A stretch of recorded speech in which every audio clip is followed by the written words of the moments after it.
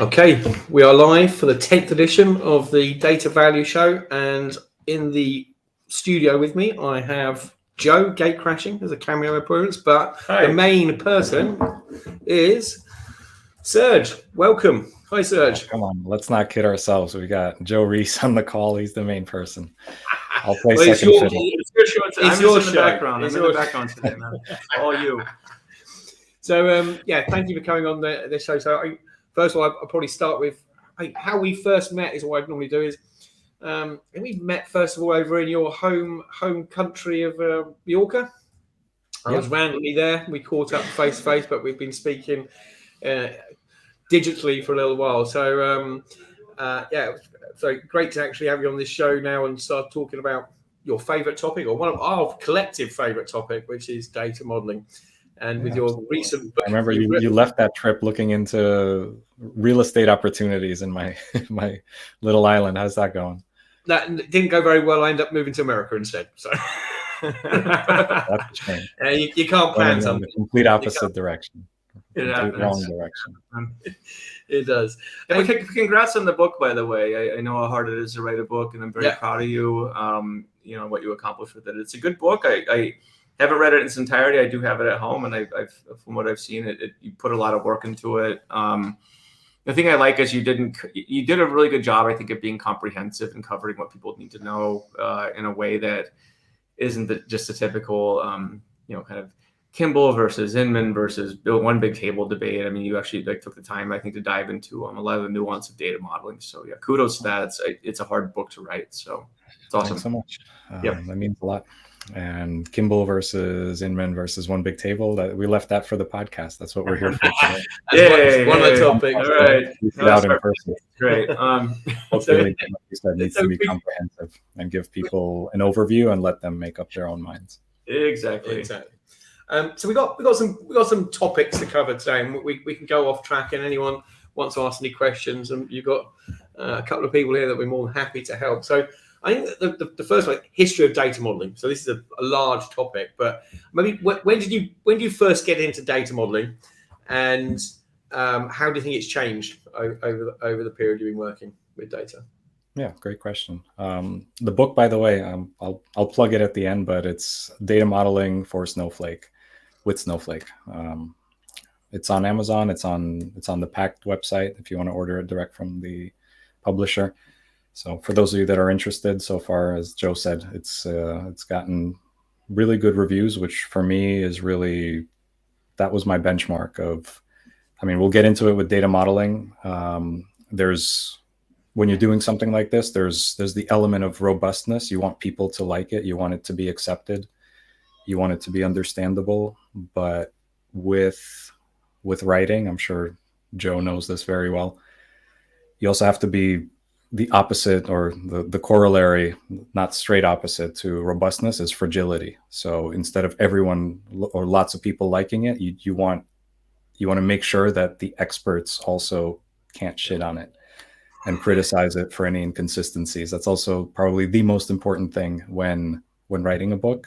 And with data modeling, I think we will get into that, but I think you can almost be forgiven. You can fly under the radar with certain mistakes, because again, you might not have the experts scrutinizing what you've built. But once a book is out there, that's not going to be the case. You can have the whole world on you. Yep, it's a bit permanent. So obviously working for SqlDBM as you do, and I think the tooling's changed over that time as well. So obviously you can plug. I didn't even answer your question. Well, So it's leading to that as well, because I mean, I think that's one aspect of it. I mean, how the tools have helped during that over the history and changes of data modeling. Sure, great question. As far as our sector, our industry goes, I'm sure we're all familiar with the cycles of bundling and unbundling. I think we're kind of nearing we're ending the ebb of the unbundling and kind of moving towards bundling. Seems to be on the up and up. So obviously I wasn't around in the Inmon days, in like once things really got started, but I got started in data and data modeling, working with the SAP ecosystem. So SAP BW, business objects, and this was, regardless on the phase of the bundling cycle, this was very much a black box type of system. And everything was bundled. Your ETL was bundled, your front end, your reporting was bundled, your data warehouse, obviously, all that was the main driver of it all. And the interesting thing with SAP BW, later HANA, was that the architecture, the model, was almost transparent. Like they didn't allow you any leeway in deciding, are you going to do a star schema, are you going to do this or that. They worked with predetermined object types like info object, ODS, info cube, and you just click create info object. You don't know that under the hood, it's building a star schema like little data mart for every single object. It's creating a link table for text. It's creating a link table for history, creating your surrogate keys. All, you don't even need to know that these concepts exist. You just click create info object, and you almost can't get it wrong. From a data modeling perspective, performance is another issue. So I didn't really have to confront the fundamentals until my company and I and my data warehouse team moved to Snowflake, where it was, the complete opposite end of the spectrum of, here you go, here's a warehouse, here's some SQL, and you're going to be charged by the second of how you use this compute.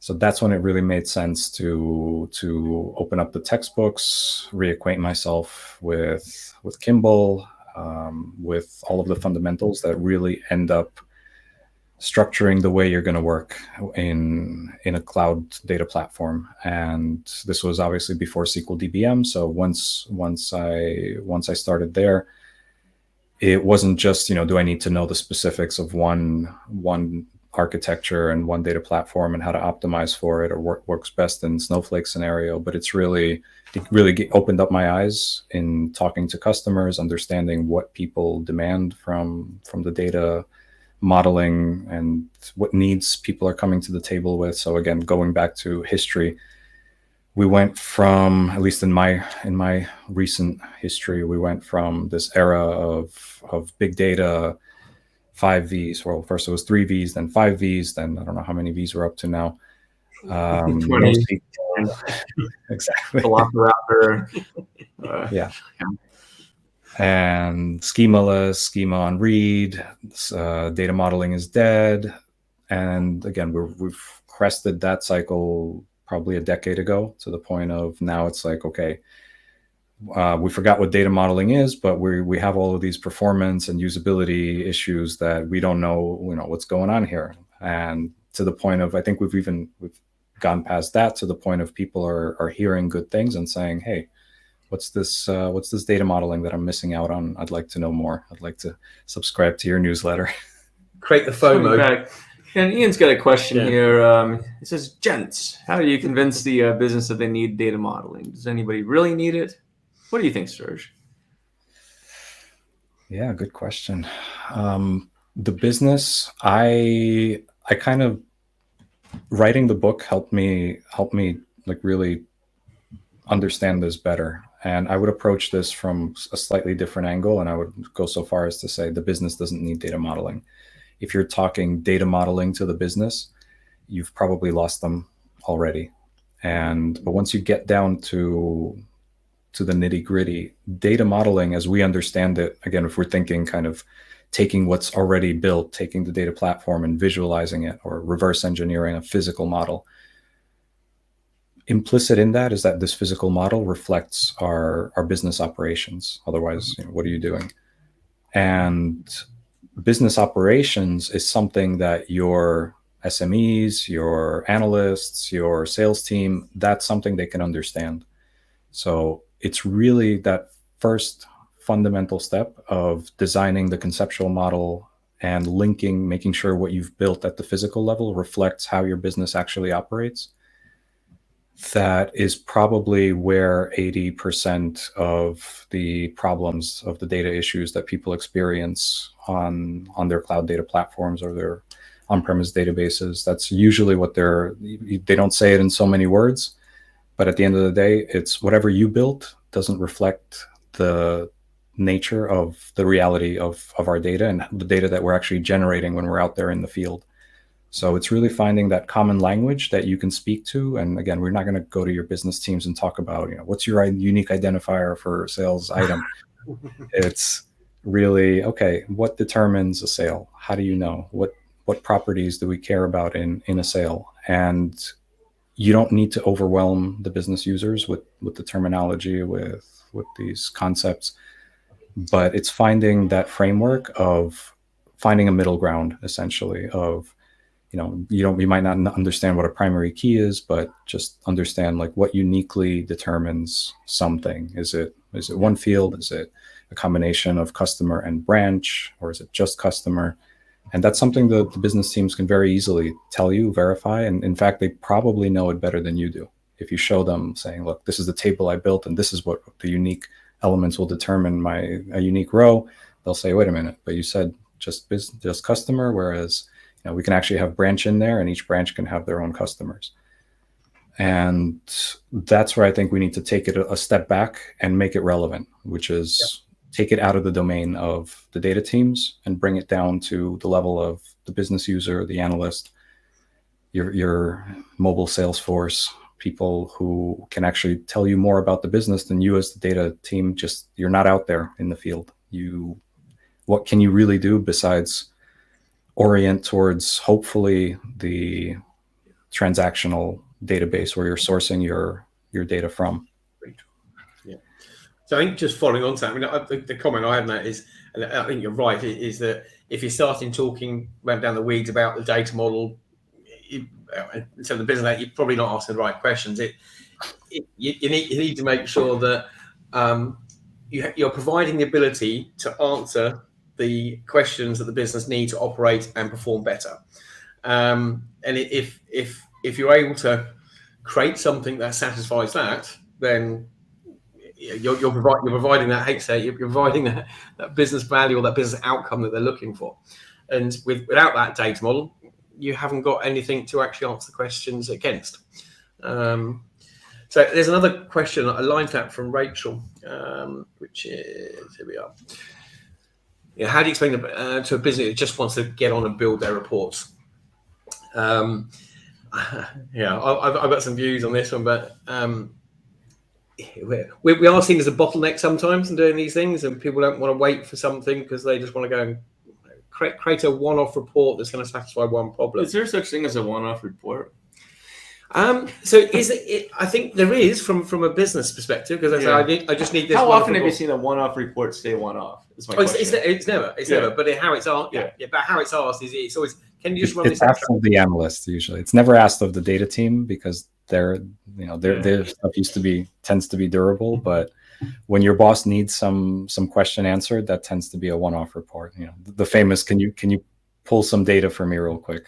Yeah. And I think exists. We shouldn't think of it as a report. We think it's answering a question of the business. So the report, if it's just giving you a graph with has no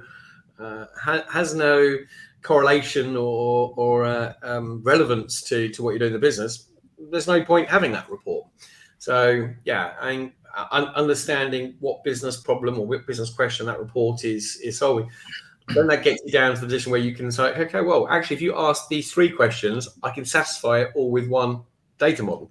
So you can start building these iterative ways of, rather than just being a one-off extract, as you know. I think I called it a query-driven development. Okay, yeah. Ben Rogerson show. Yeah. I mean, it's kind of an off-the-cuff way of describing it, but I think it perfectly captures what happens. Where I think the common trend right now is really.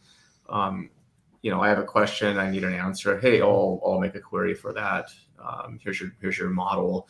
You see this a lot with some vendors, and I don't think it's the fault of the vendors. It's more just like the fault that people. That's the operational workflow in a company, and you're going to do what you can to get that answer because people don't want to wait for you. And you don't want people waiting on you. Yeah. Because then they start circumventing you. Is what happens is if you can't get the answer to them, inevitably they either try some hacky way of doing it in the reporting tool, or they just start using Excel. Absolutely. Yeah. Exactly. So let me try to answer that question. Let me kind of try to take a step back and understand where it's coming from, because I see this a lot, so it might just be a very similar parallel of when people ask, how do we explain the benefit of data modeling to a business user when they just want to get on with it? And this is kind of saying, convince me, and why do I have to do the extra work implicit in that? And the answer really is data modeling. This is what we want to move away from, this arcane notion of somebody sitting there having to do extra jobs of adding details by hand, drawing diagrams for something that's already been built.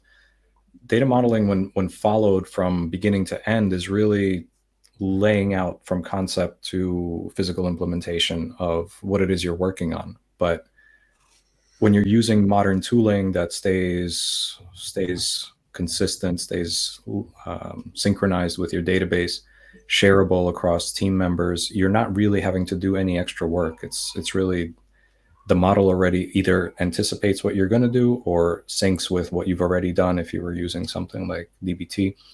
But the real question is this frog in water scenario that we end up in as data practitioners, which is you're tasked with doing a job, delivering data insights to the business. And they come to you saying, exactly, we need a report. Can you get on with it and get me this data? Add this attribute to this report. Say, for example, let's say add customer segment to my customer dimension, and I'll run my Excel off of that. So when you're saying get on with it, you're basically saying, I have the model in my head. I know where customer segment is. I can just do the join and I'll give it to you.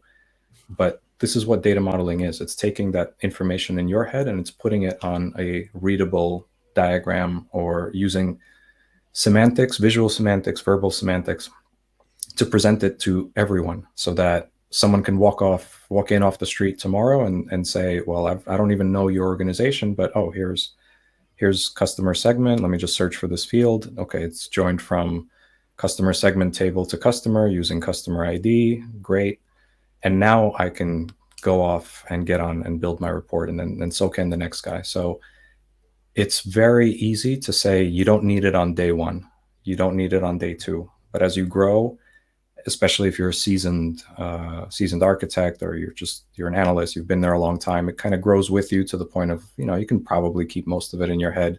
Your colleagues will start asking you, your colleagues will start pulling you into the meetings to say, okay, well, this is a project that so-and-so worked on. Let's include them on the email thread in case we have any questions. And work is getting done. Information reports are getting delivered. But is it the most efficient way of working? Is it just a one-stop shop of, let me just search for this field I'm looking for, I don't know where it exists, and off you go? So this is really what we're trying to really offer the business of saying, just demystify what it is you're doing. Make it accessible to everyone. And that would be, I guess, just to bring it back to the point of how do you explain the benefit? Just show someone the data model that's accurate, and they'll see, wow, I can use this immediately to facilitate my reporting. So just a notice right there. So I was thinking through is that, you that iterative approach. You write a report. You probably write it off one JBOT table, maybe, if you're doing that first time. Then after that, you maybe another one written off another feature table because it's not properly modeled. I think it's that proliferation. That's fine for the first two reports, but it's when you start getting to the 10th, the 12th, the 15th report. And I'm just thinking here, maybe it's a ratio or something. How many reports you've got to how many objects it's reported off. Because the more you can create a data model, some structured table, some tables that have relationships with each other, they'll be able to satisfy multiple reports, but just with one mark. And then we're trying to convince the business why they should do this. You say, okay, do you want to be priced up how much it costs per report? Or do you want to be priced up how much it's going to cost per additional attribute that's going to come on there which give you that report? Which route do you want to go? Do you want to extend a common data model that satisfies your business requirements, or do you just want to keep doing these individual point solutions? Yeah. For the new people on the call, JBOT, just a bunch of tables. Sometimes also goes by a different acronym, DBT. But I actually wanted to double click on that point as well. That a lot of times when we're talking about building reports, where hopefully you're not reporting on the transactional operational system. So we're talking about a data warehouse. Implicit in a data warehouse is you're getting this also happens in transactional systems too. I've seen it anyway. Right, exactly. I just said hopefully. So we're not competing for the same resources. But one of, again, most analytics by definition happens in a data warehouse or a data lake house, however you want to brand it these days. But there's one huge advantage that we're kind of taken for granted there, is that we are bringing in structured, modeled information. What we're landing into our source in our raw schema has already been modeled. It's already, all of the relationships are implicit, all of the data types and properties and hopefully comments have been defined. So this is really the starting point of this is your data model. So when you say, I don't need data modeling because I'm just writing queries, you might not need data modeling for those queries, although sure, it would be nice to kind of keep track of what you're doing, but you're already using data modeling because you're not creating tables from scratch thinking, what information do I put in here? How do I call this column? That's already been done for you. And that's a data model a model is just nothing but a simplification. It's just something a shorthand that you use to orient yourself or reference. So when that exists in the operational system, again, whether it's the tables themselves or whether they have this diagram or a document or a tool that will let you explore visually and kind of understand these relationships, you're kind of, again, riding the benefit of work that's been done for you. Which probably leads quite nicely into Ian's question here, actually. So we talk about tooling, really. And I know SqlDBM, it's a great product. I mean, historically, there's things been like Irwin, Power Designer. They were quite legacy. They probably were not quite as collaborative tools as SqlDBM. Do you think the tooling's going to help companies adopt it more? And to Ian's point here is governance and ownership, which is a key point to a successful data project. Of course, I don't think that tooling should ever be the ultimate answer, in what it is you're trying to fix or steer. A tool, like anything, it just helps you automate things that you should already be doing, or make them easier, or make you more efficient. So like you mentioned, SqlDBM is a more modern tool when it comes to data modeling compared to some of the legacy tools like Irwin and Idera.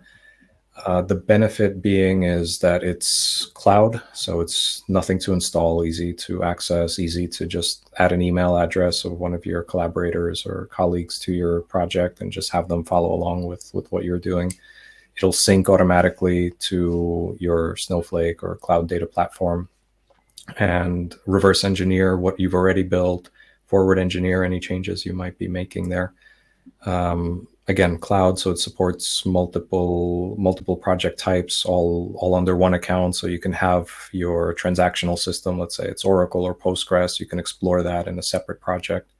What you then forward engineer to Snowflake will just appear there as you build it, and just makes it very easy. So one of the, again, specifically to SqlDBM, we're being kind of, I wish we could take credit for this, but it's really our customers who are pushing us in this initiative in saying, wow, that was easy. Like, I don't have to know all of these archaic controls and options and settings.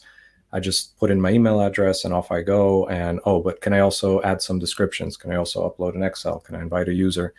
And we're being asked as to, can I add more attributes? And so we're always kind of by being forced by our customers to add more and more governance features that we've already, this month, we've delivered a lot of these, of the governance suite, of adding extra attributes, adding what we're calling pages, which are kind of like Confluence-like pages with rich text and documentation, to the point of where we're kind of rebranding our whole enterprise to model-driven governance or model-driven design, because again, the core, everything hinges on getting that business model. So I would even like to move away, like I said, from the word data, because data is great if you're comfortable working with data. As a business user, it might just spook you in the sense of SQL and functions and syntax and reports that people yell at me when I run them. But everybody should understand their business model and what their company engages in and the processes that we run, and how our external feeds, external systems all link with that to enrich these things and help us make data-driven decisions. So this is the direction that, one way or another, we're just kind of doing it all in one tool. But this is something that your enterprise has to be doing at some point. So whether it's through data mesh, whether it's through a data catalog to keep track of all of these things, you're going to get big enough where you're just not going to be able to manage. And when that happens, it's not going to be, like they say, it happens gradually and then all at once. You're not going to feel the moment of when the scale tips, but you're going to feel the water get hotter and hotter until the point of you're going to need to take several steps back and fix things, versus having done it right in the first place. So you mentioned something there that I'd like to double down on for the audience and helping them understand. We talk about reverse engineering and then forward engineering. What are we talking about with data models? Oh, you caught me on in just the thing I've been ranting about, fancy terms and confusing people. Good. Yeah, especially with the word engineering in there. Actually, these are very, very simple concepts that tools like SqlDBM and other data modeling tools help automate. Reverse engineering just means taking the model that's already in the database. So what we're really talking about is the DDL, the structure of your tables and views and their relationships, not even touching the data itself, just getting the structure, the columns, the data types, the keys, the relationships, and just pulling it in and drawing it on a diagram. So most IDEs will even do this for you. If you have dbeaver or VS Code, you can reverse engineer and at least see existing relationships if you've declared them. So with forward engineering, it's taking that same graphical UI and being able to interact with it without having to write code. Just draw a line, you've got a relationship, click, add a column, add a description, just using text or like a web form. And forward engineer just means you generate the syntax, the DDL behind the scenes, and you push it back to the database when you're done. Cool. Yeah, I think it was useful. I mean, well, actually, I've just refreshed my memory as well, but it was useful for the audience to understand some of those terms. So the next one we've been going through, asking questions to go through, but the next topic we had was some of the concepts you had in your book. So do you want to break down some of the things you're trying to address in the book as part of your objective with it? Yeah, sure. My favorite topic. So I started this book, again, kind of driven by questions that I was getting from people I met at conferences, on calls with our prospective customers at SqlDBM, that especially now as data modeling is getting more popular, people have this FOMO of, what's this thing that people say is essential to my data warehouse or database. But many people start out in data, they transition from mathematical or engineering degrees, they're not necessarily coming from computer science where these things are formally introduced. So they don't have this concept of a constraint or an identifier, domain, things like this, that they are beginning to feel alienated. And there's lots of great resources for learning modeling, from conceptual to logical to physical, different types of data models like Data Vault or methodologies, Kimball, Inmon. But it's a lot to take in. I can't just tell people to take a minor in computer science and go figure out data modeling. So I wanted to create a book kind of for everyone, but also big enough or deep enough that everyone can kind of go start to finish. So one of the concepts was, I want to start off slow and never use a technical term that I don't myself define and introduce in the book, and just start ramping up. So the idea was to show that basically this is, no matter where you start, this is always going to be a business-driven process. It's just going to get more and more technical as you take these business terms and you start to physicalize them in your database, which is, the first criticism I got of, what are you, nuts? You're writing a data modeling book. I thought modeling for Snowflake, I thought modeling was supposed to be universal and generic. Why limit yourself? And which is, completely fair criticism of data modeling is generic. All of these concepts are reusable and universal, but at some point, once you start talking about the architecture of your data warehouse or your cloud data platform, there's going to be different ways of building, or multiple ways of physicalizing a conceptual model. So should it be multiple tables? Include, do you normalize, denormalize? What the hell does normalize even mean? Things like that. And once you start kind of leaning on some of the strengths of your cloud data platform, some of these questions start to become very apparent of, if I build it this way, I can reuse cache, I can take advantage of streams to get my deltas for type 2 dimensions, I can make this process more efficient. But again, we're already kind of packing a lot of things in. What's a dimension? What's a type 2? What's a type 1?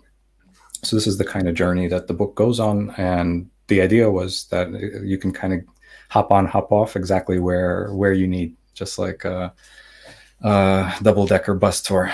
So that was the objective. And I think it really, for me especially, it gave me at least some guardrails of what's in and what needs to be cut from the scope of, there's a lot to say about history. There's a lot to say about all the different notations. And I just thought, what is the minimum that any user would just need to just get on with it and make good use of their time, make good use of their data resources, share it with the rest of the team.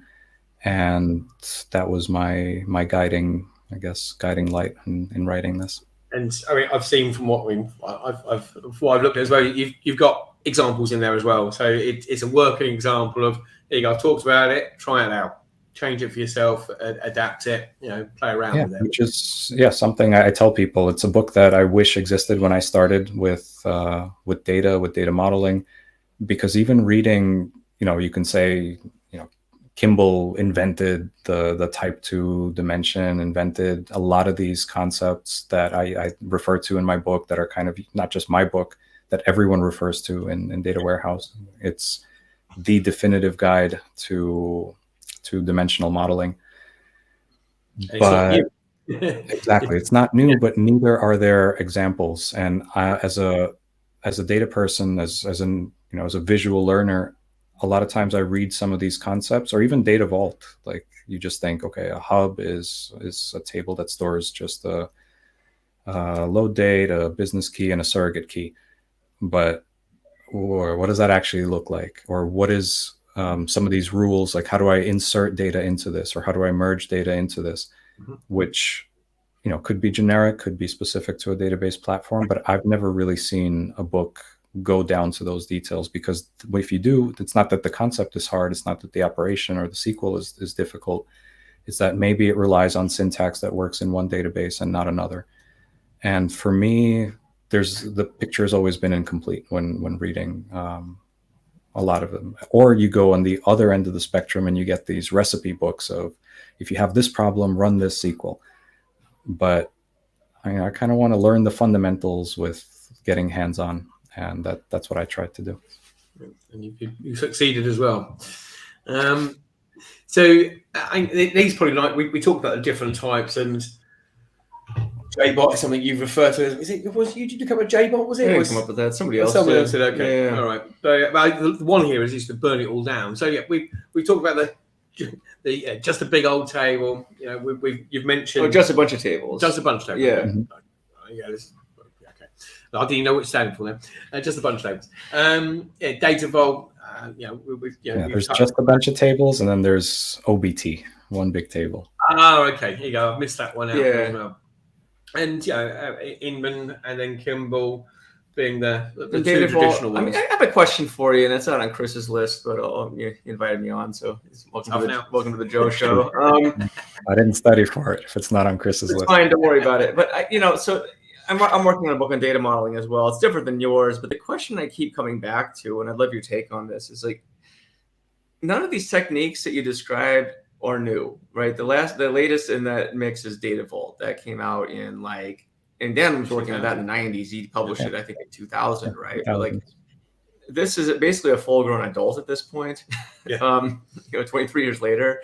Inman's 1989, I think, maybe even earlier. Then you have, I think Kimball was 96, I think, when he first published it, right? So obviously Relational was 1970 and so forth, right? But the whole point is, it seems like a whole generation of people, skipped over this, in the last decade or whatever. What are your thoughts on why that is? Like, what happened? Schema and read. Is that it? I think so. Well, we still have it, so why are we revisiting it? Because it's shit. I think it's a number of things. Schema on read, how many people even that are doing data wrong today, how many of them were even around for schema on read, to be honest? I think that if I had to really attribute it to a cause, I think it's the learning curve of SQL itself is very, very low. So you can just, in a weekend, you can learn SQL, you can figure out how to create a table. But when it comes to the performance of once you start having to move data around, once people are going to start querying, once you've run the gauntlet of having worked in a data team and kind of learning to anticipate that whatever the customer is asking you for, translate between their natural language and what they're really understanding under the hood, so you don't have to rebuild it. These are things that take time. And like I said, most people, even if you do take computer science like I did, you have one database course. I think it was like CS 210 or something. So you really can't fit a lot of that theory when you're seeing a database for the first time. Yeah. And in that case, where do you learn it? And in most, like you can walk into any data team and typically you have the same layout of, there's a stack of books that is usually on the lead developers or the head engineers table. They've read them, they know the concepts, and everybody else just kind of learns by osmosis, saying, oh, okay, this is how you do a join. This is our DIM. So this is what we're using for valid from, valid to, okay. And it's not that hard. You can just get on and use it. But until you sit down and you have a place to learn the fundamentals, where are you going to get it? Mm-hmm. I've just been thinking of a few other things I've thought about. So yeah. But I think the modern data stack, when not that long ago, it was quoting that it was dead because it didn't have data modeling, and we all laughed at that and realised that no, the modern data stack's just not done correctly because it didn't do data modeling. It wasn't the modern data stack's fault. But I think some other things, scheme on read, that big data era that anyone doing things on Hadoop or HDFS, that data modeling wasn't something that was intrinsic as part of the development life cycle. But I think the other thing was the modern data stack. It was just easy to use. Just spun it up.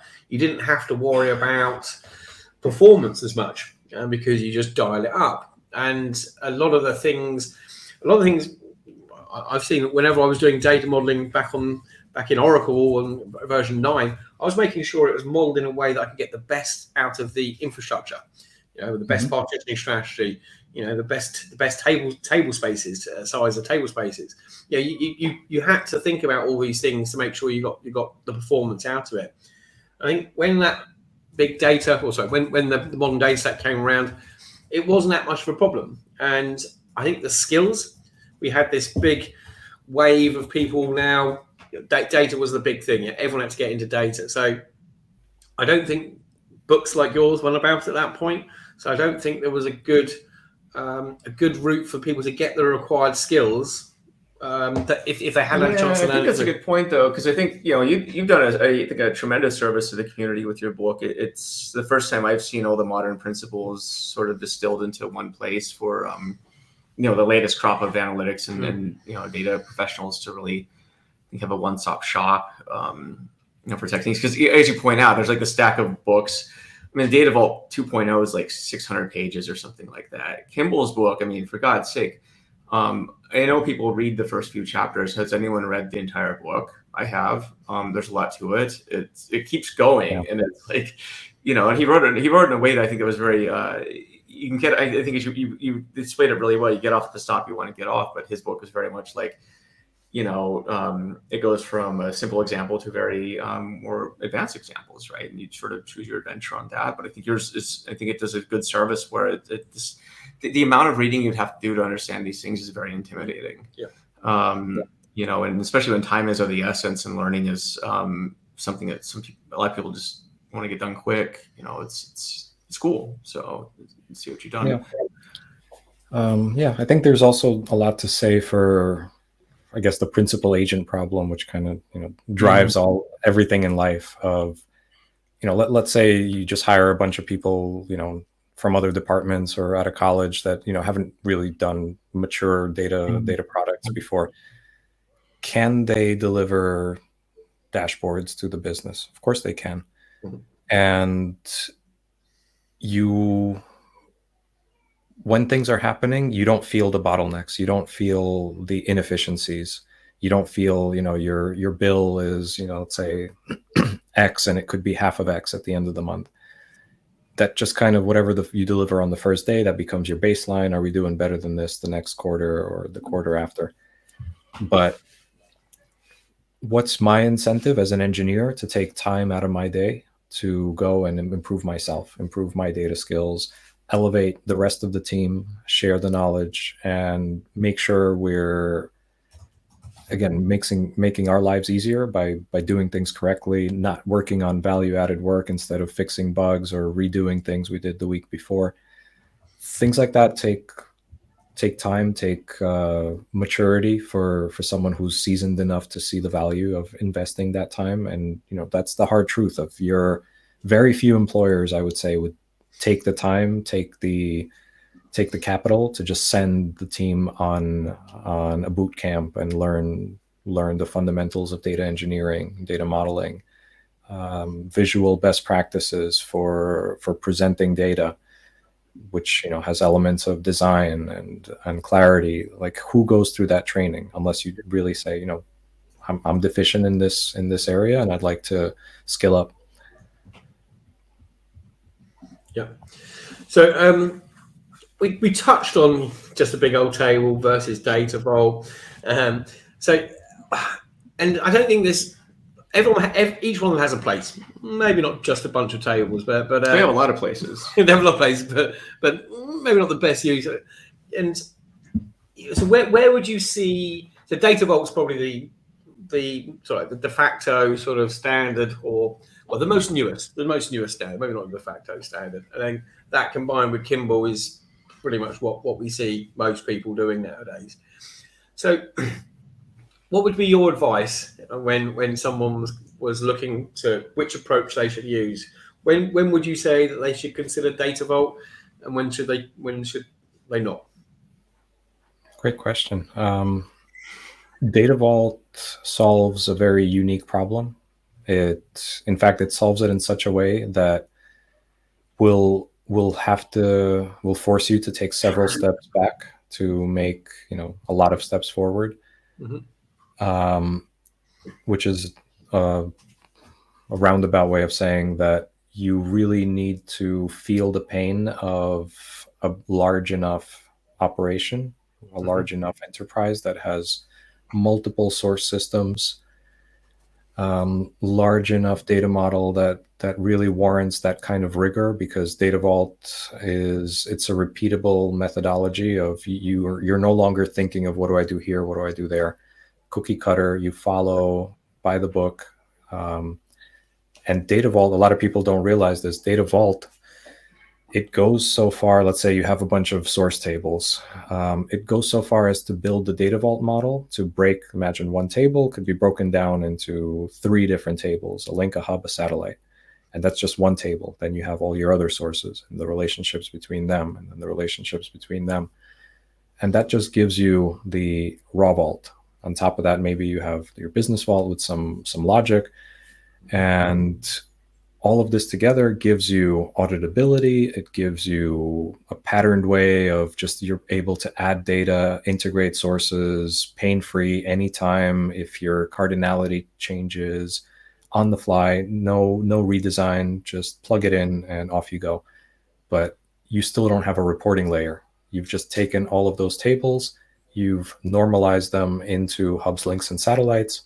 And now you have to bring that all together into a report and denormalize them so users can now again, you have the same problem of, do I build a Kimball type Mart? Do I build a star schema? Do I build one big table where users can just run some Tableau queries? So you're only kicking the can down the road, but you're getting auditability. You're never deleting anything. It's insert only. So traceability as well.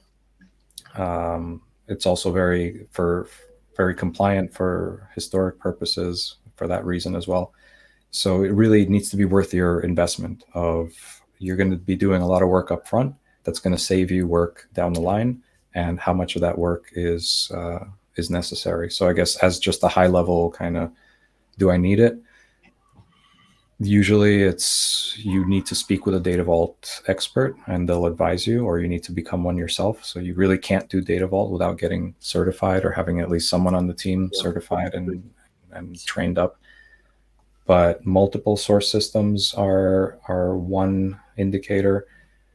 Stringent regulatory auditing and data lineage and history is another one. Those are kind of the 2 big ones. If your enterprise checks any of those, or if you're frequently adding new sources and with similar types of entities and relationships, but modeled slightly differently. Of some might have some attributes, but not others. They might refer to a key in customer ID. The other one is called code, but they're all the same thing conceptually. It'll solve that problem, but again, it'll take some work up front. Yeah, that's cool. I think I'd agree with that as the main thing. It's the complexity of the environment, and I think the other one I've seen is in large migrations where you've got to migrate one system to another, but they still need the reporting off the old system, and you want to start with that, but then add on the migration thing. So the migration to the new platform within the same reporting. So it helps with giving that abstraction from the source systems. So you're able to build on top of it without having a hard dependency on the sources. Well, it's interesting we talked to Dan about it too, the origin of the Data Vault. Like, he was working at I think it's a big company, right? And he was under actually a pretty big time pressure to consolidate. What was it, like thousands of tables into a small amount, right? And back then there was the notion of event streaming, which he was doing. Not even tables, source systems. That's even crazy. Right? Yeah, and he managed to do this, I think, in a neck-breaking speed as well. And so that's what he came up with, I think, because he kind of had to figure it out. Yeah. So, but it's been proven to work, in scale, even back in the archaic systems of the day. So, it's cool. It just need, as you say, you need that that knowledge within the team. So either the expert to help train the other ones up, or get some consultancy in. maybe. If you agree, or sure. Yeah, go. Sorry, go. On, you want? Ask your questions. I got a question, an author-to-author question, which I want to ask him. Okay. But I want to derail your No, I actually just wanted to steer that in that exact conversation, in that direction of, we got authors. We're gonna have to see if Chris is still working hard on his little project. But yeah, go ahead. I'm not there yet. Me and Matt are still slogging away. I mean, let me ask you this though, and it'll take maybe a bit for you to answer this. But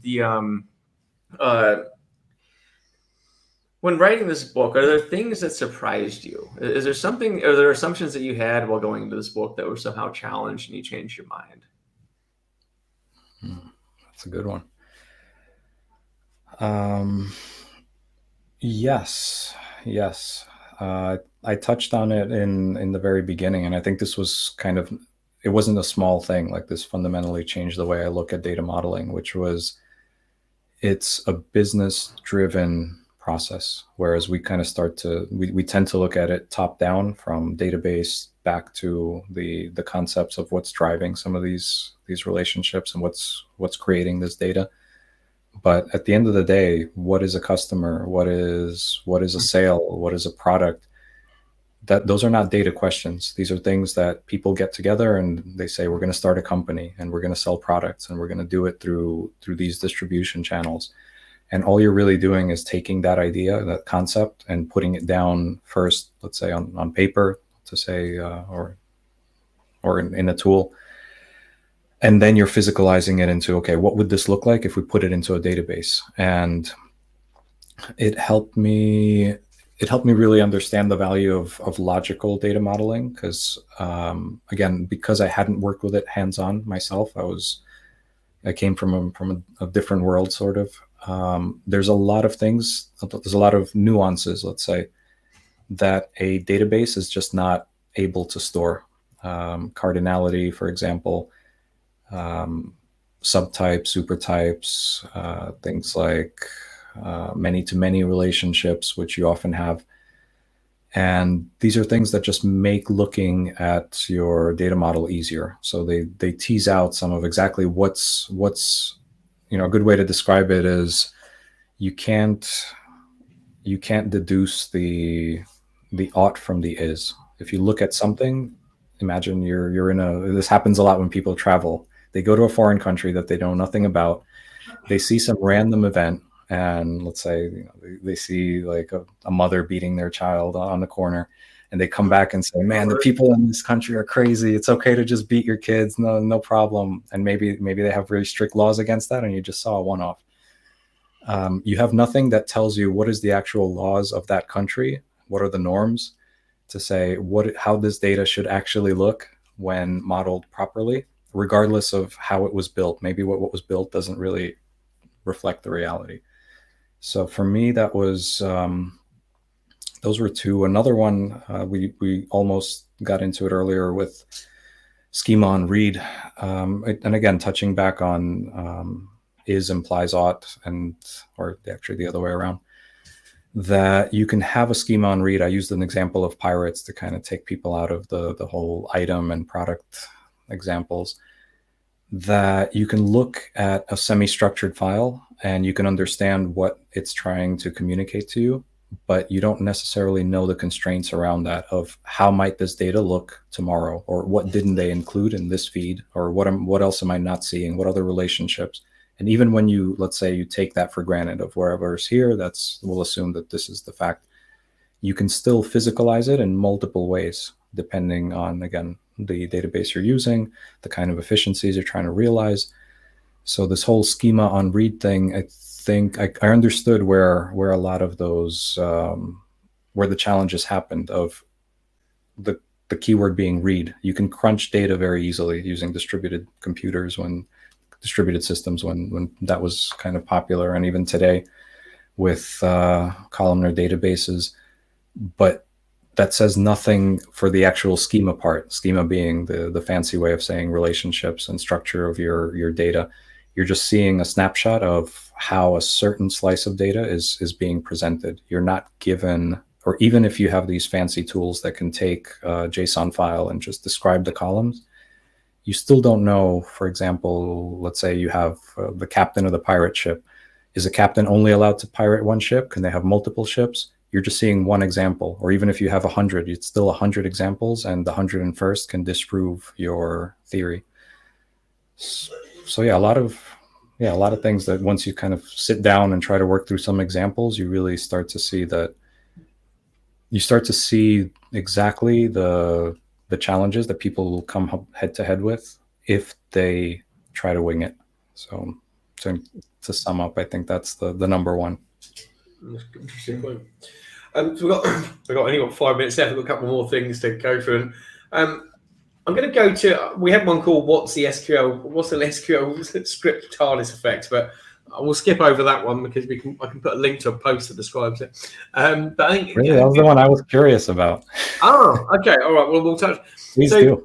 All right. So I think I did Doctor Who. Yeah, I did a picture of a TARDIS, and it's that situation where can you have a quick look at this script for us? And someone asks you look at an SQL script, and then you realise it's 15 pages long. It's got like 5 CTEs in it, as it goes through, and you'll have to debug it. So, yeah. So, what's the connection to Doctor Who for someone for us Yanks? Yeah, it's bigger. Oh, so it's bigger than when you got into it. So anyone that doesn't know Doctor Who travels in a time machine. His time machine's a phone box, but inside the phone box is much bigger than the outside. So, yeah, it was a play on words of that. The fact that if anyone's coding something out there and coding a script to load your tables, to create the DDL, create it in nice bite-sized chunks that are restartable. I think if it's all in one, and it normally happens is in production, you have to go and try and debug it, and then you have to go and make change in production to go and see what the hell's going on because it's God forbid it works. That means you're stuck with it. Yeah, well, yeah. If it's in production, it must have worked once. So that's the problem. I think the last two items, and we're nearly up on time, but we'll have to have you on again sometime. But we maybe talk back tomorrow anyway. It's good data modeling equals better value of Snowflake credits. So, and the question earlier on about some reason or rationale for doing data modeling. Well, first of all, do you agree with that statement? With a good data model, should you get better value out of your Snowflake credits? Yeah, it's literally why I wrote the book and why I made it Snowflake specific. So there's plenty of examples of, in fact, the highlight for me was writing a type 2 merge statement using Snowflake native features and comparing that to something out of the box like DBT. Yeah. Because DBT has something that's equivalent to a type 2 dimension. And when you run a few thousand, a few even 100,000 rows, they're comparable. But once you start getting into the millions, you start to see that I wound up doing like 40% savings on the Snowflake native version. Well, so were they using Windows functions and things like that in DBT? Streams? No, no, absolutely not. They're using just standard vanilla merge into statements, whereas I was using Snowflake streams, which take advantage of cache. They pre-calculate the delta, and you can just take that, and without having to derive it, you can insert it and update it in the process. Explain streams for people, because I think that streams in Snowflake is an unfortunate term because everyone thinks it's a streaming thing. It doesn't mean what it is, right? Yeah, streams are in other databases. They're called delta tables or change version. World tables. It's essentially a parallel table to the one that you're loading, and it's completely free in terms of credits. The Snowflake layer manages it transparently. And whenever you make a change under the hood, Snowflake is insert only. It's all metadata. So once you make a change, the stream records the type of operation. Let's say you inserted a record, you have the same record in your stream with the type of operation, insert. If you made an update, you have the before and after, or a delete. If you deleted a record, you just have the fact that this record has deleted. And whenever you perform DML operations, this is a difference from most other databases. Whenever you perform, if you load from this table into another, or merge into or load into another object, the stream will get automatically wiped. So as soon as you, and you can read from it all you want, but as soon as you load from it, from that table, the stream is cleaned, ready for the next insert. And you can have multiple streams in case you're kind of loading multiple objects. In that case, again, costs you nothing. So that's the difference, where once you really start to understand how warehouse query cache works, how I mean, there's a lot to get in there. But yeah, that's precisely what I'm trying to demonstrate with this book. Yeah. Proper I mean, data I think model. it's one of those things where, like, you know, because you're going to do what's familiar with you, and like merge is one of these operations where you, if it's familiar to you, but you don't understand how Snowflake works under the hood. Yeah. I've seen some costly errors from using merge. Somebody was like doing direct inserts and merging those in, and they're like, "Why did I just blow through all my Snowflake credits?" I'm like, because you shouldn't do those two things in conjunction with each other. Like, you take the time to understand how the Snowflake works under the hood. I mean, some people, like, you know, they like to talk crap on Snowflake because it's like, oh, it costs a lot of money. I'm like, you know, everything costs money, but you can definitely optimize if you understand the different things, like you said, like streams, for example. It's a lot of people don't know about these. Yeah. I say heating your house is expensive if you leave the doors and windows open. But understanding the basics, man. Get your book exactly on how it works. Yeah. Which I think we're nearly up on time. Well, we are pretty much on time, but it does link onto that art of query optimization. And I know you touched in your book, and you know, you post about this is, you know, primary key and foreign key constraints, even though they're not enforced, but just the value that they provide to the optimizer when running queries. So, yeah. So I think understanding, to Joe's point, and what goes on under the bonnet is also very useful. I mean, that's what you just mentioned. There's nothing more direct than not doing an unnecessary operation and not having to pay for that. So we're talking join elimination in this case, which is another thing that the optimizer will do for you thanks to primary and foreign key constraints. Yeah. All right. Well, we've gone slightly over. I suppose if anyone doesn't know where to get your book from, and they just remind them. Sure. It's available on Amazon and Pact, the publisher, and it's called Data Modeling with Snowflake. And, you know, there's a subtitle in there, something about accelerating and driving value. Cool. Well, if anyone's about tomorrow in London, you'll find me, Serge, Joe, and many others at our low-key data meetup. It's not that low-key. It's not going to be very low-key this time. It's pretty high-key. Pretty low brow. Well, we'll see what we can do by the end of the night. See how low we can take it. Oh, geez. And then stick around for the rest of Big Data London. There's lots of stuff happening. Hosted by Chris, hosted by SqlDBM. So check us out. Yeah, definitely. And then we're on a panel as well. We're all on a panel as well tomorrow on the high performance data panels. Panels. That's on Wednesday. All right. Well, we'll probably call it a wrap. It's been a long day for me. I'm just laying. Your wings are tired. Well, yeah, my wings are tired. I've flown on the wind this morning. But thank you very much, Serge. Always fun.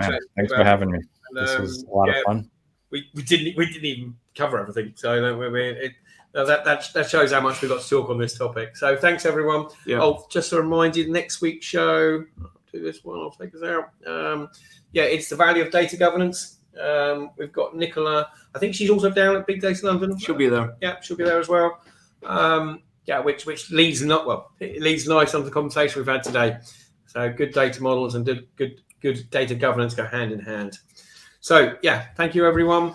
Serge, I'll speak to you tomorrow. Thank you again for coming, and till next time. Thanks everyone. All right. Cheers. Bye.